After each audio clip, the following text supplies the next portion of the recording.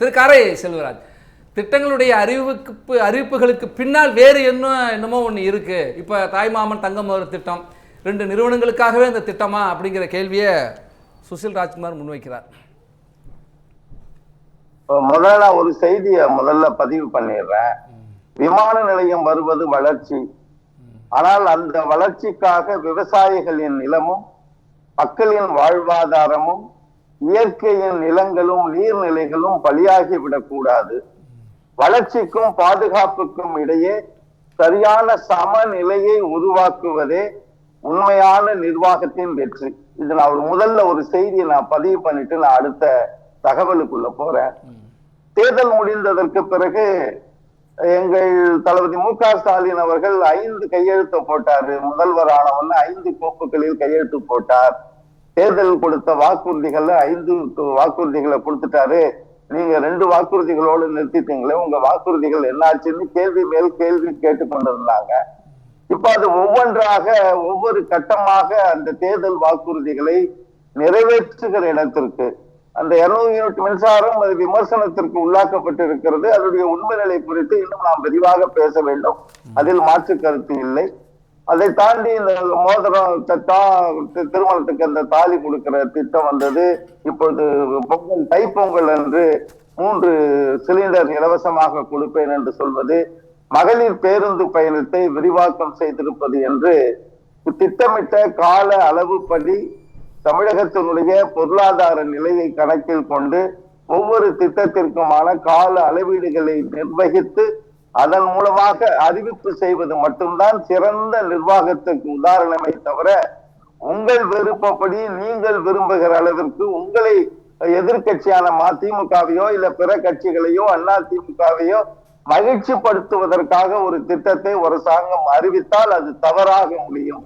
சரியான திசையில் தாவேகா திட்டமிட்டு சம அளவு காலநிலை அளவுகளோடு பொருளாதாரத்தினுடைய பங்கீடுகளை சரியான முறையில் கையாளுகிற நோக்கில்தான் இந்த திட்டங்கள் ஒவ்வொன்றாக அறிவிக்கப்பட்டிருக்கிறது. ஏன் அறிவிக்கவில்லை என்று கேட்டார்கள். அறிவித்தவுடன் அதில் இருக்கிற குறைகளை சொல்ல ஆரம்பித்திருக்கிறார்கள். 1 ரூபாய்க்கு நான் மோதிரம் தரேன்னு சொல்லியிருக்காரு, அது விஜய்க்கு ரொம்ப நெருக்கமானவருங்கிற விமர்சனங்கள்லாம் வைக்கக்கூடிய இலக்கிற்கு தான் இன்றைக்கு திமுக தன்னை நகர்த்தி கொண்டிருக்கிற ஒரு அவல நிலையில் இருக்கிறது என்பதை நினைத்து நான் மிகவும் அது வெட்கப்படுவதா, வேதனைப்படுவதா, இல்லை உங்களை பற்றி கவலைப்படுவதா என்ற வார்த்தைகள், அது எந்த வார்த்தை பொருத்தமாக இருக்குமோ அதை எடுத்துக்கொள்ளலாம். அதில் குறைகள் இருந்தால் அந்த குறைகளை சுட்டி காட்டுகிற இடத்தில் எதிர்கட்சி இருக்கிறது. எதிர்காலத்தில் அது குறித்தான பார்வைகள் வந்தால் அது குறித்த திட்டங்களில் ஏற்படுகிற நடைமுறை தவறுகளை ஒரு எதிர்கட்சி சொல்லுவதில் எந்த தவறும் இல்லை. ஒண்ணுல இப்ப மாநகராட்சியில 300% வீட்டு வரியை உயர்த்தின உடனே எல்லோரும் போர்க்குரல் எழுப்பினார்கள். அது அதற்கான விளக்கத்தை கொடுத்தாங்க, திரும்ப பெறப்பட்டது. இந்த 200 யூனிட் மின்சாரத்திலையும் அந்த குழப்பம் வந்தது. 3.7 லட்சம் பேருக்கு அதிக கட்டணம் வந்திருக்கிறது என்று சொன்னோம். எல்லோரும் குரல் கொடுத்தோம். அது இப்ப நிவர்த்தி செய்யப்பட்டது. அது குறித்து இப்ப விமர்சனங்கள் இருக்குது. அதை பற்றி பேசுவதில் எந்த தவறும் இல்லை. அதை விடுத்து ஒட்டுமொத்தமாக தாங்கள் அறிவித்த திட்டங்களை காலநிலை உணர்ந்து பொருளாதார நிலை அறிந்து ஒரு பொருளாதாரம் என்பது 2 நிலைகளில் ஒரு திட்டத்தை குறித்து முக்கியமாக கவனம் கொள்ள வேண்டும். ஒன்று, பயனாளிகள். திமுக ஆட்சியின் போது 1000 ரூபாய் அனைத்து பெண்களுக்கும் என்றார்கள். 17 மாதங்கள் கழித்து 1000 ரூபாய் 95 லட்சம் பேருக்கு மட்டும்தான் என்று சொன்னவுடன் அதற்கான விமர்சனங்கள் வந்தது. அப்பொழுதே நான் திமுக ஆதரவு நிலையிலிருந்து பேசுகிற பொழுது ஒரு கருத்தை பதிவு செய்தேன். எந்த ஒரு திட்டமாக இருந்தாலும் அதற்குண்டான பயனாளர்கள் யார் என்பதை அடையாளம் காணாத எந்த திட்டமும் வெற்றி அடையாது. சரி சார், அதுல அந்த புள்ளியில தான் சார் ஒரு திட்டம் சற்றேறக்குரிய 27,000 கோடி திட்ட மதிப்பீட்டில் பரந்தூர் விமான நிலையத்தில் 1999-2000 2வது விமான நிலையம் தேவை என்கிற ஒரு குரல் எழுந்து கொண்டே இருக்கிறது. அதுக்கப்புறம் ஒரு 10 ஆண்டுகளுக்கு பிறகுதான் 10-15 ஆண்டுகளுக்கு பிறகு ஒரு வடிவம் பெறுகிறது. கடந்த 2022 தான் இடம் தேர்வு செய்யப்பட்டு அந்த இடத்திற்கான சற்றேறக்குறைய 1000 ஏக்கருக்கு மேலே நிலங்களுக்கான இழப்பீடுகள்லாம் 680 கோடி ரூபாய் அளவிலான இழப்பீடுகள்லாம் கொடுத்ததற்கு பிறகு அந்த திட்டத்தை அதை சுற்றி அந்த விமான நிலையம் அமைய போகிறதா திட்டமிடப்பட்ட இடத்தை சுற்றி திமுக சார்பு நிறுவனங்கள் முதலீடு செய்திருக்கிறதாக சொல்கிறாங்க. அப்படி இருந்தால் அது குறித்து ஆய்வு செய்து விவரங்களை வெளியிடலாம். ஆனால் அதற்காக திமுக சார்பு நிறுவனங்கள், ஆதரவு நிறுவனங்கள் பலன் பெற போகிறது என்பதற்காக ஒரு நீண்டகால தொலைநோக்கு பார்வையோடு கொண்டு வந்த திட்டத்தை ரத்து செய்வது சரியான்னு கேட்குறாங்க. இல்ல, அந்த G2 குறித்து இன்றைக்கு சட்டமன்றத்திலும் பேசப்பட்டது. அது பொதுவாகவே பேசப்படுகிற செய்திதான். அதே செய்தி பொதுவாக மக்களிடம் பேசப்படுகிற செய்தி. எந்த ஒரு திட்டமாக இருந்தாலும் புதிய பஸ் நிலையம், போக்குவரத்துல ஏதாவது ஒரு நிலையம் வந்துச்சுன்னா அந்த நேரத்துல அந்த துறை அமைச்சராக இருப்பவர்கள் அந்த எந்த பகுதியில் வருகிறது என்று தெரிந்தவுடன் அந்த பகுதிகளிலே நிலங்களை வாங்கி போடுவது என்பது தமிழகத்தில் காலம் காலமாக நடந்து கொண்டிருப்பது. அதுவும் வைக்கிற குற்றச்சாட்டுப்படி திமுகவுடைய பரந்தூர் விமான நிலையம் வருகிறது என்று தெரிந்தவுடன் G2 மாதிரி இன்னும் ரியல் எஸ்டேட், ரியல்டர்ஸ், புரோக்கர்ஸ் எல்லாம் அங்கே இடங்களை வாங்கி போடுகிற இடத்திற்கு நகர்வது என்பது இயல்பான ஒன்று. நான் அதை ரசிக்கல. ஆனால் நான் ஒரு பொது பார்வையில் இந்த தகவலை பேச வேண்டும் என்று நினைக்கிறேன். தாவைக்க ஆதரவு நிலையில் இருந்தோ திமுகவினுடைய எதிர்ப்பின் அடிப்படையிலோ இதை நான் கையாள முயற்சி செய்யவில்லை. முறைப்படி இது சட்டமன்றத்தில் விவாதிக்கப்பட்டதா என்று சொன்னால் இல்லை என்றுதான் சொல்ல வேண்டும். திமுக சொல்லுகிற வார்த்தை, மீனம்பாக்கம் விமான நிலையத்துல பயனாளர்கள் எண்ணிக்கை குறைந்து விட்டது, இன்றைக்கு 5வது இடத்திற்கு 3வது இடத்திலிருந்து 5வது இடத்திற்கு நகர்ந்து விட்டோம். பெங்களூரு, ஹைதராபாத் விமான நிலையங்கள் எல்லாம் மிகப்பெரிய வளர்ச்சியை கண்டிருக்கிறது. தொழில் வளர்ச்சி இங்கே குறையும், தொழிற்சாலை FDI ஃபாரின் டைரக்ட் இன்வெஸ்ட்மெண்ட் குறையும், தொழிற்சாலை ஆரம்பிப்பவர்கள் சென்னைக்கு வருவதற்கு தயங்குவார்கள் என்கிற ஒரு ஒற்றை புள்ளியில் இருந்துதான் திமுக தன்னுடைய வாதத்தை சட்டமன்றத்தில் எடுத்து வைத்தது. தாவேக சார்பாக விவசாயிகளை மையப்படுத்தி விவசாயிகள் பாதிக்கப்படுவார்கள், சற்றேறக்குரிய 63.8% விவசாய நிலங்கள், மொத்த 5746ல 63% விவசாய நிலங்கள், அந்த நிலங்களை வைத்திருக்கிற 13 கிராம மக்கள் பாதிக்கப்படுவார்கள், 1100 நாட்கள் தொடர் போராட்டம் நடக்கிறது என்கிற ஒரு புள்ளியில் மட்டும் இருந்து தாவேகா பேசுவதும், ஏதோ 2 அரசுகளும் விவசாயிகள் குறித்து இவர்கள் பேசுவதும் தொழில் வளர்ச்சி குறித்து இவர்கள் பேசுவதும் என்கிற இடத்தில் இருந்துதான் நகர்கிறார்களே தவிர முக்கியமான செய்திகள் சட்டமன்றத்தில் விவாதிக்கப்படவில்லை. 2 செய்திகள் நான் சொல்லிடுறேன். விரிவா பேசலாம். திரு காரை செல்வராஜ் சார், 2 விஷயம் சார் தொடர்ந்து பேசுறாங்க. நிதி நெருக்கடின்னு ஒன்று சொன்னீங்க நீங்க தொடக்கத்தில் வந்தப்ப, கஜானாவே இல்லை அப்படின்னு சொல்றீங்க. இப்போ இவர் அறிவிச்சிருக்கிற இலவச திட்டங்கள் மட்டுமே பார்க்கின்ற பொழுது மகளிர் பயணம், வெற்றி பயணம் விரிவாக்கத்துக்கு சற்றேறக்குரிய 6000 கோடி, எரிவாயு உருளை 3 உருளை கொடுப்பதற்கு ஒரு ஆண்டுக்கு 4000 கோடி, அதே போல தாய்மாமன் தங்கமோதிரம் திட்டத்திற்கு 755 கோடி, இல்லை 200 யூனிட் இலவச மின்சாரம் கொடுக்கணும்னு சொன்னாக்கா 1730 கோடி. இப்படி அப்புறம் சட்டப்பேரவை உறுப்பினர்கள் அனைவருக்குமே இலவசமாக வாகனம் கொடுத்தா சற்றேறக்குரிய ஒரு ஆண்டுக்கு 150 கோடி, இப்படியெல்லாம் சொல்கிறாங்க. இலவச திட்ட நிதி நெருக்கடியில் இப்படியெல்லாம் எப்படி திட்டங்களை அறிவிக்க முடியுங்கிறது ஒன்று. இன்னொன்று, இலவச திட்டங்கள் என்பது ஒரு வளர்ச்சியின் அடிப்படையில் இருக்க வேண்டும், கவர்ச்சியின் அடிப்படையில் இருக்கு அப்படின்னு சொல்றாங்க.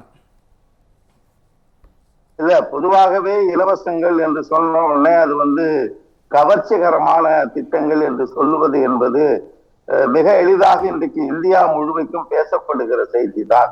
அதில் எனக்கு ஓரளவு உடன்பாடு உண்டு.